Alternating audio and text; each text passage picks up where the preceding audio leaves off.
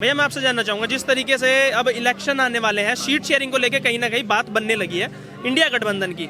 उत्तर प्रदेश में 80 और 17 के तर्ज पे इलेक्शन लड़ा जाएगा। 17 सीटें दे दी हैं समाजवादी पार्टी ने कांग्रेस को, और दिल्ली में 4 और 3, 4 आम आदमी पार्टी और 3 कांग्रेस को दी। कैसे देखते हैं इस सीट शेयरिंग को?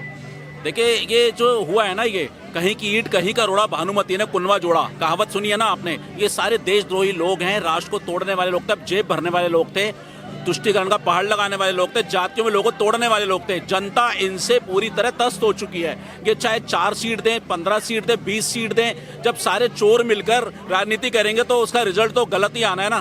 भ्रष्टाचार बढ़ना है, भुखमरी बढ़नी है, देश तोड़ना है, जितने भी अराजक तत्व हैं उनको यहाँ दिल्ली में लाके बॉम्ब ब्लास्ट कराना है, रात को कोर्ट खुलवानी है उनके लिए, आतंकवादियों के लिए। इस तरह की अगर जनता चाहती है तो ये 5, 10, 25 जितना मर्जी आपस में चोर बांट लें, जनता खुद भुगतेगी। लेकिन आज का जो माहौल है, अगर मेरे से माहौल पूछो तो राष्ट्रीय हित की बात करेगा। जो राष्ट्रीय हित की बात करेगा, सर्व धर्मों का सम्मान करेगा, सनातन संस्कृति का सम्मान करेगा, वही देश में राज करेगा।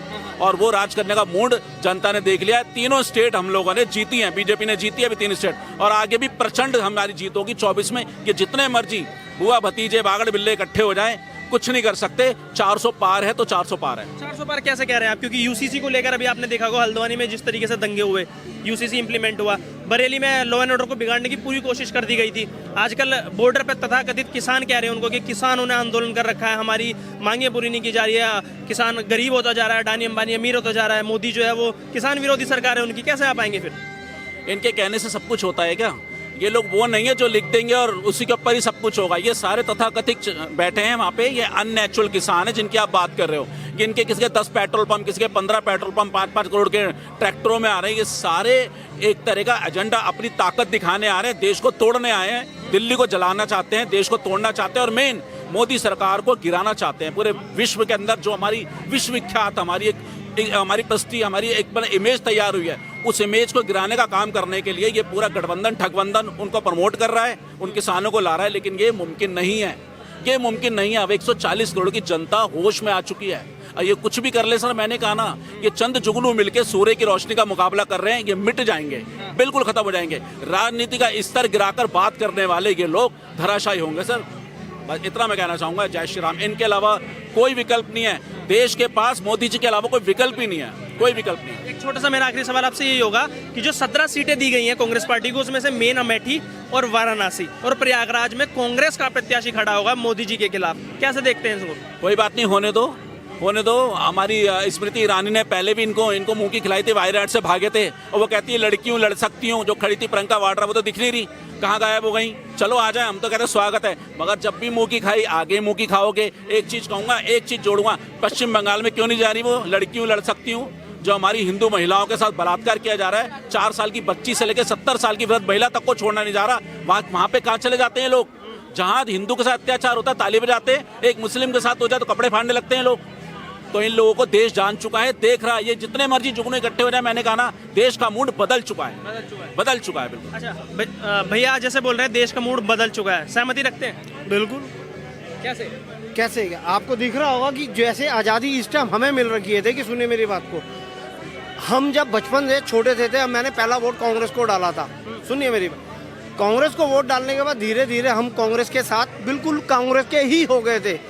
2014 के बाद हमारे को थोड़ा थोड़ा सा पता चलना शुरू हुआ कि हाँ, हमारे अंदर क्या चेंजेस आया। हम पहले एक ही चीज़ देखते थे, ये सिर्फ हमारी नज़र ना इधर जाती थी ना इधर जाती थी। 2014 के बाद बीजेपी गवर्नमेंट के आने के बाद हम ये भी देखने लगे कि मेरे साथ ये कौन खड़ा है, ये कौन है। हमारे को ये सबसे बड़ा मूड बदला है देश का।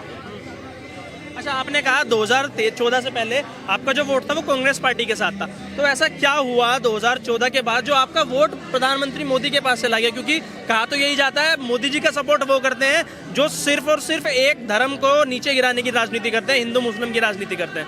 नहीं, हिंदू मुस्लिम की राजनीति कोई नहीं करता। देखिए, सुनिए मेरी बात, 2014 के बाद अगर मेरा पहला वोट डला था 89 के अंदर, सुनिए 89 से लेके मैं 2014 तक वोट डालता रहा हूँ, तो कांग्रेस को ही डाला है मैंने वोट। 2014 के बाद धीरे धीरे जो, जैसे मैंने आपको बताया कि हमें थोड़ा समझ में आने लगा कि हम क्या सही कर रहे हैं। जैसे हमारे को हमारी हिस्ट्री ही गलत पढ़ाई जाती थी, हमारे को हमारी हिस्ट्री गलत पढ़ाई जाती थी, हमारे को चीज़ें गलत दिखाई जाती थी, हम वही देखते थे। धीरे धीरे थोड़ा हमें नॉलेज होने लगी कि इस चीज़ के नहीं यार, इसके अलावा भी कुछ है। तो हम उस चीज पे जाने लगे, उसी से बदलाव हुआ है। हमें अपने हमारे धर्म के बारे में और ज्यादा जानकारियां प्राप्त हुई है इससे। अच्छा, जिस तरीके से राहुल गांधी भारत जोड़ो न्याय यात्रा में लगे हुए हैं, पहले भारत जोड़ो यात्रा की थी, उसके बाद क्लेम करते हैं कि 2 राज्य हम जीत गए थे, अब भारत जोड़ो न्याय यात्रा में लगे हुए हैं, 4000 किलोमीटर पैदल चल रहे हैं, कह रहे हैं मोदी को इस बार हम हरा के दिखा देंगे। लगता है कुछ कर पाएंगे? वो पहले कांग्रेस को जोड़ लें, यही बहुत बड़ी बात है। अगर उन्होंने कांग्रेस को भी जोड़ लिया ना, उनके लिए बहुत बड़ा अचीवमेंट होगा। वो कांग्रेस को जोड़ ले, भारत जोड़ो यात्रा न्याय यात्रा, तो बहुत बात की बात है।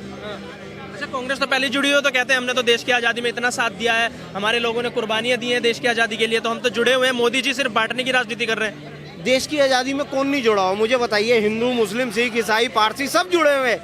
जो भी था देश की आज़ादी के लिए सब साथ में जुड़े हुए थे।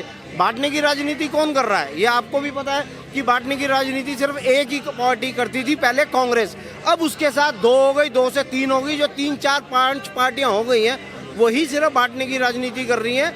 बाकी कोई बांटने की राजनीति बीजेपी तो कहीं से कहीं भी नहीं करती है। मेरा आखिरी सवाल आपसे यही होगा, किसान आंदोलन को लेके कैसे देखते हैं इस पूरे आंदोलन को? नहीं, मैं उसको क्या देखूंगा, वो तो समझ में नहीं आता वो किस चीज़ का आंदोलन कर रहे हैं। अगर उनकी कोई डिमांड है, वो आके सरकार से बात करे। सरकार कह रही है कि आओ हमसे बात करो, आप आओ, आपके 5, 6, 20, 25 जितने भी नेता हैं, आओ बात करो। आप ये कोई ना करोगे कि आप इकट्ठे के इकट्ठे कहोगे कि हम 5000 बंदे लेके आ रहे हैं, 5000 गाड़ियाँ लेके आ रहे हैं। तो दिल्ली है भाई साहब, दिल्ली में वैसे ही खड़े होने की जगह नहीं है, इतनी भीड़ आप और कर दोगे, इसका कोई लॉजिक नहीं बनता है। राजनीति से प्रेरित लगता है ये आंदोलन पूरा? बिल्कुल बिल्कुल राजनीति से प्रेरित है ये तो, बिल्कुल राजनीति से प्रेरित है। चलिए, शुक्रिया सर आपका बहुत बात करने के लिए। कैसे देखते हैं 2024 का चुनाव और ये किसान आंदोलन?